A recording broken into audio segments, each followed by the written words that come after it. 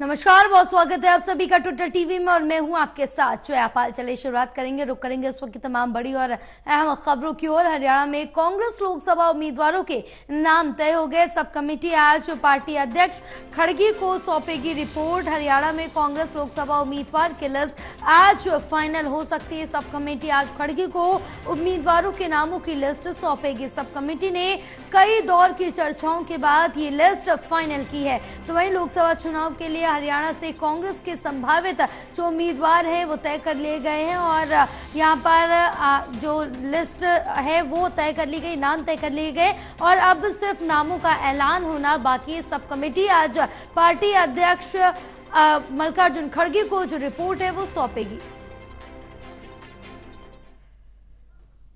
हमारे साथ associate editor Pradeep Kumar live जुड़े हुए हैं और ज्यादा जानकारी लेंगे। प्रदीप, अब जिस तरह से देखे जिसका इंतजार था सभी को, चाहे बीजेपी हो या अन्य दल हो, और कांग्रेस के जो उम्मीदवार है हरियाणा के लोकसभा के, उसका ऐलान होना बाकी है और अब ये कहा जा रहा है कि जो उम्मीदवारों के नाम है वो तो तय हो गए हैं और आज जो सब कमेटी बनाई गई थी नाम तय करने के लिए, वो आज जो लिस्ट है वो कांग्रेस के जो अध्यक्ष मल्लिकार्जुन खड़गे उनको रिपोर्ट सौंप देगी।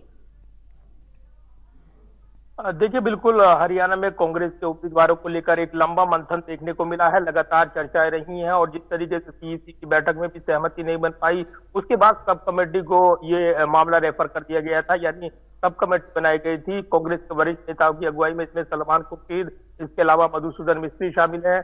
उन्होंने इस पर चर्चा की थी और जब उन्होंने चर्चा की थी तब उन्होंने अलग अलग नेताओं से अलग अलग मुलाकात भी की थी।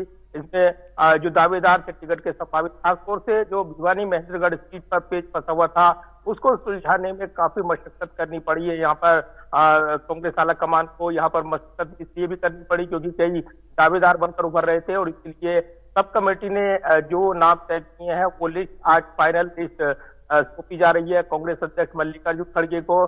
कल जो प्रभारी हैं दीपक बाबरिया हरियाणा मामलों के, उन्होंने सोनिया गांधी से मुलाकात की थी। पार्टी की पूर्व अध्यक्ष सोनिया गांधी से मुलाकात के दौरान माना गया कि हरियाणा में जो नाम तय किए गए हैं वो उनको ब्रीफ किया गया है और आज ये लिस्ट फाइनल तौर पर मल्लिकार्जुन खड़गे को सौंपी जाएगी। आज उनका कोई चुनावी कार्यक्रम नहीं लगा हुआ है। इससे पहले उनकी व्यस्तता के चलते यहाँ पर देर हुई है, ये कहा गया। अस्वस्थ थे बीच में वो, इसकी वजह से सीईसी की बैठक वर्चुअल माध्यम से होने वाली वो टल गई थी।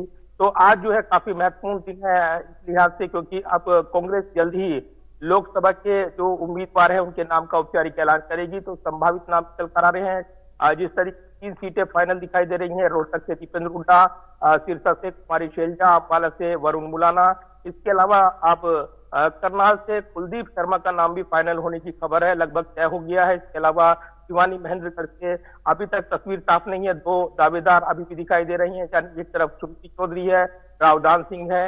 इसके अलावा गुरुग्राम सीट पर भी ये समीकरण बन रहे हैं, कैप्टन अजय यादव और इसके अलावा रावदान सिंह भी इस सीट पर दावेदार बनकर उभर रही हैं। हिसार से बजेंद्र सिंह, जेपी जयप्रकाश जो है वो दावेदार हैं। इसके अलावा सोनीपत सीट पर सबसे बड़ा सस्पेंस है, यहाँ कोई चौंकाने वाला नाम आ सकता है या फिर अगर हिसार सीट बजेंद्र सिंह को नहीं मिलती तब वो सोनीपत भी शिफ्ट किए जा सकते हैं। इस तरह की चर्चाएं हैं। फरीदाबाद में जो महेंद्र प्रताप सिंह और इसके अलावा करण दलाल का नाम चर्चाओं में है। तो ये प्रमुख सीटें हैं, जो 6 सीटें, उन पर अभी तक जो क्या तय किया है सब कमेटी ने, ये तस्वीर साफ होगी क्योंकि आज ये लिस्ट सौंपी जानी है और उसके बाद आज तक में कभी भी नाम अनाउंस हो सकते हैं, ये पार्टी सबसे दावा कर रही है। तो निश्चित तौर पर ये महत्वपूर्ण लिस्ट होगी। तो हरियाणा में उम्मीदवारों को लेकर कांग्रेस को नाम तय करने हैं और ये नाम सब तय किए हैं। इस लिस्ट के बाद फाइनल नाम औपचारिक ऐलान भी किया जा सकता है। बिल्कुल, इसके बाद अब औपचारिक ऐलान किया जाएगा क्योंकि सब कमेटी की तरफ से कांग्रेस के अध्यक्ष मल्लिकार्जुन खड़गे को जब रिपोर्ट सौंपी जाएगी, क्योंकि काफी लंबे समय से इंतजार हो रहा था। अब पहले चरण का मतदान भी प्रदीप हो चुका है, दूसरे चरण का मतदान 26 तारीख को होना है, लेकिन इसके बाद भी अभी तक नाम नहीं आए। लेकिन हर दिन यही इंतजार किया जाता है कि कांग्रेस की तरफ से नामों का ऐलान किया जा सकता है। इस बीच बीजेपी की तरफ से भी एक बयान दिया गया और उनकी तरफ से ये कहा गया है कि अभी तक लग रहा है कि रण में हम ही सिर्फ अकेले हैं यहाँ पर और कोई दूसरा दावेदार नहीं दिख रहा। तो इस तरह की जो यहाँ पर बातें हैं, जो तंज है, वो लगातार कसे जा रहे हैं हरियाणा में।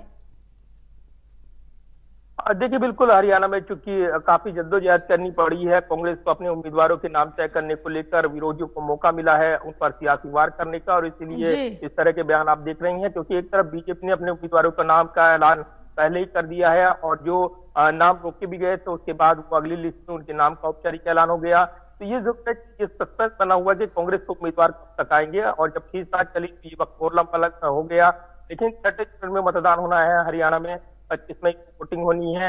ऐसे में ये कांग्रेस कहती रही कि उनके पास काफी वक्त है, और जब तक ये मसले नहीं सुलझा लिए जाते तब तक वो यहाँ पर औपचारिक ऐलान से बचेंगे, क्योंकि गुटबाजी को बढ़ावा मिलता है, और इसलिए एक सहमति बनाने की कोशिश की गई है पार्टी की ओर से, कहा गया, और इसीलिए इतना वक्त लगा है। तो आज सब कमेटी की रिपोर्ट के बाद नाम फाइनल जो किए गए हैं उसको शॉर्ट लिस्ट कर कांग्रेस आलाकमान कभी भी औपचारिक ऐलान कर सकता है, इस तरह की जानकारी मिल रही है। जल्द ही इन नामों का बिल्कुल जल्दी औपचारिक ऐलान नामों का ऐलान किया जा सकता है। बिल्कुल प्रदीप जी, बिल्कुल, क्योंकि अब इसका इंतजार सभी को है। अब किसी भी वक्त जो है नामों का ऐलान हो सकता है। देखना होगा किसको कहां पर सीटें मिलती है। फिलहाल